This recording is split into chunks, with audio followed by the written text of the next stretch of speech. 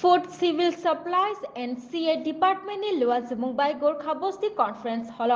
Songjakha Review Meeting Chamung Naikong ni Adongrok Transport ni Adongrok te Indian Railway ni Adongrok no Khobui SDM Rogno Tui Kashi Review Meeting Panda Songjakha First Hall te Abai Baksha Merchant Association ni Adongrok no Tui bo or Review Meeting Songsamung Review Meeting go Assam tei Tripura Hastio Watini Bagai Kabangma Deramung Nukha Lokoro tei Thanglai Sok Klainani Shimi Chengai Petrol Diesel tei Kabangma Nangmani Mani Khanai Fatarni Tripura Hastio Faina Bagai Kebeng Mung Nukha Aboni Bagai Mani Khanai bo Hati Rogo Moroke Falbaijak Bania Khani Rok Aboni Bagai Beskang Shala Mungsabo Amahai Zingjal Lukurok Nugiatei Mani Khanai Morokmani Nokashnani Bagai Fashalo Review Meeting Songjakha Hane Shai Khanarkha Chamung Naikongni মন্ত্রী সুশান্ত চৌধুরী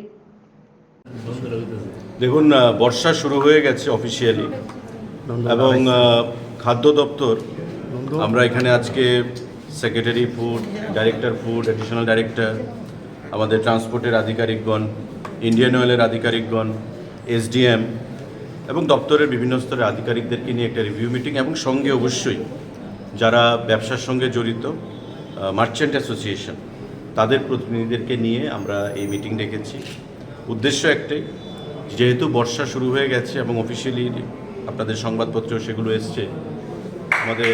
আসাম এবং ত্রিপুরার মধ্যে যে connectivity সেটা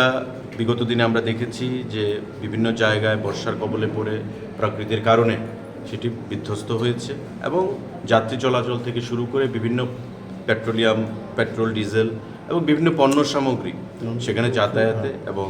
আগরতলা শহরে আসতে অসুবিধা হয়েছে এতে করে নিত্য প্রয়োজনীয় জিনিসের আকাশ ছোঁয়া মূল্যবৃদ্ধি হয় কিছু কিছু জিনিসে আবার কিছু কিছু জিনিস আমাদের খাদ্য দপ্তরের তৎপরতায় মহকুমা প্রশাসনের তৎপরতায় সেগুলো কন্ট্রোলের মধ্যে আমরা রাখতে সক্ষম হয়েছি তো সে বিষয় নিয়ে যাতে আগামী কয়েক মাস এই বর্ষার মরশুমে কোথাও যেন দ্রব্যমূল্যের বৃদ্ধি না ঘটে যেগুলো মানুষের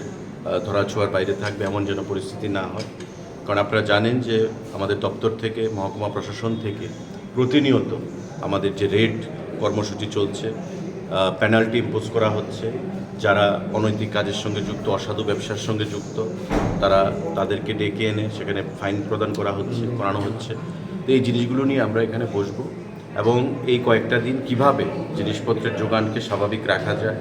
তৎসঙ্গে জিনিসপত্রের মূল্য কীভাবে নিয়ন্ত্রণে রাখা যায় মানুষের যেন কোনো অবস্থাতেই অসুবিধার মধ্যে পড়তে না হয় সে বিষয় নিয়ে আজকের এই মিটিং পাশাপাশি আপনাদের অবগতির জন্য এটা আমরা গতকালও বলেছি যে আমাদের কাছে আরও 5 থেকে 6 দিনের ডিজেল এবং পেট্রোলের স্টক রয়েছে সাফিসিয়েন্ট স্টক খাদ্যদ্রব্যের সাফিসিয়েন্ট স্টক রয়েছে আমাদের যে লামডিংয়ে রেল লাইন সেই রেল লাইনে আপনাদের রিমেলের কারণে যে ঘূর্ণিঝড় ছিল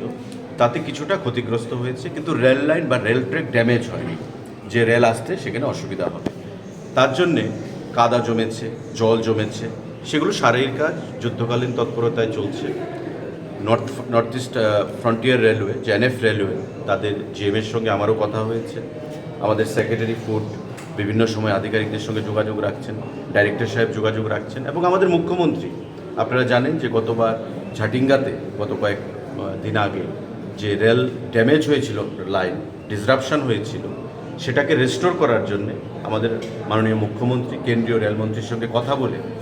খুব তৎপরতার সঙ্গে এই রেল লাইনকে আবার পুনরায় সঠিকভাবে চালু করতে সক্ষম হয়েছে তো সেক্ষেত্রে গতবারের যে পরিস্থিতি ছিল প্রায় 12 দিনের মতো পেট্রোল ডিজেলের সংকট ছিল সেই সংকট আমরা কাটিয়ে উঠতে পেরেছি আপনাদের সকলের সহযোগিতায় জনগণের সহযোগিতায় এবার কিন্তু সেই সংকটটা নেই এবার রেল ড্যামেজ হয়নি কানেক্টিভিটি আমাদের অসুবিধা হয়েছে এবং এনএফ রেলওয়ে আমাদেরকে আশ্বস্ত করেছেন যে আগামী 1 তারিখের মধ্যে খুব সম্ভবত এই যে বন্ধ রয়েছে যে রেল কানেক্টিভিটি সেটাকে আবার রেস্টোর করা হবে সুতরাং যে 5 থেকে 6 দিনের আমাদের কাছে পেট্রোল এবং ডিজেলের যে মজুদ রয়েছে স্টক রয়েছে সেটা আমাদের কাছে সাফিসিয়েন্ট রয়েছে আগামী 2 দিনের মধ্যে আবার পেট্রোল এবং ডিজেল যথারীতি ত্রিপুরা রাজ্যে প্রবেশ শুরু করবে এবং মানুষের মধ্যে প্যানিক হওয়ার কিছু নেই পেট্রোল এবং ডিজেল যে পাম্পগুলো আমাদের পেট্রোল পাম্পগুলোর মধ্যে আমরা সবসময় দেখতে পাচ্ছি একটা আতঙ্কের একটা ছবি এবং একটা ভিড় যে হয়তোবা আবার ক্রাইসিস শুরু হবে। আমি আপনাদেরকে দপ্তরের দায়িত্বপ্রাপ্ত মন্ত্রী হিসেবে আশ্বস্ত করতে চাই, এমন ধরনের কোনো ঘটনা ঘটবে না। আশ্বস্ত থাকুন আপনারা। এবং এখানে আমাদের আধিকারিকরা রয়েছেন, সেক্রেটারি, ডাইরেক্টর, এডিশনাল ডাইরেক্টর থেকে শুরু করে, যে প্রতিনিয়ত আমাদের রিভিউ মিটিং হচ্ছে আধিকারিকদের মধ্যে। আমরা স্টক নিচ্ছি কোথায় কি রয়েছে, এবং যেটাই কোনো অসুবিধা হচ্ছে আমরা কর্তৃপক্ষের সঙ্গে যোগাযোগ করছি, মাননীয় মুখ্যমন্ত্রীর সঙ্গে যোগাযোগ করছি। শেখেরপুরের আইসিএল-এর বায়োসিএল যে মজুদ ভান্ডারটা কি? এটা আমাদের আরও প্রায় 6 মাস থেকে 1 বছর সময় লাগবে কমপ্লিট হতে, এবং এটা যখন হয়ে যাবে আমাদের রাজ্যে বাফার স্টক সেটা আমরা সম্পূর্ণভাবে রাখতে পারবো। কোথাও কোনো ক্রাইসিস হবে না। ইভেন রেনি ডেজে আমাদের এই মনসুনেও কোনো অসুবিধা হবে না। এখানে যা স্টক থাকবে ত্রিপুরা রাজ্যকে কয়েক মাস চালানো সেখানে সম্ভব হবে, কোনো অসুবিধা নেই। আর বর্তমানে আমাদের যা ডিপো রয়েছে সেখানে ধর্মনগরে, সেখানেও এই যে রিমেল যে ঘূর্ণিঝড়, সেখানেও ক্ষতিগ্রস্ত হয়েছে, জল প্রবেশ করেছে ট্যাঙ্কের ভিতরে। তো এক্সট্রা মজুদ রাখার ক্ষেত্রে সেখানেও কিছুটা অসুবিধা। তারপরেও আমাদের কাছে 5 থেকে 6 দিনের সেখানে স্টক রয়েছে। এবং খাদ্যদ্রব্যেরও কোথাও চাল বলুন, ডাল বলুন, চিনি বলুন, তেল, প্রত্যেকটা ক্ষেত্রে আমাদের কোনো ধরনের কোথাও দ্যার ইজ নো ক্রাইসিস হোয়াটসোএভার। আমি আপনাদের মাধ্যমে রাজ্যের জনগণকে সেটাই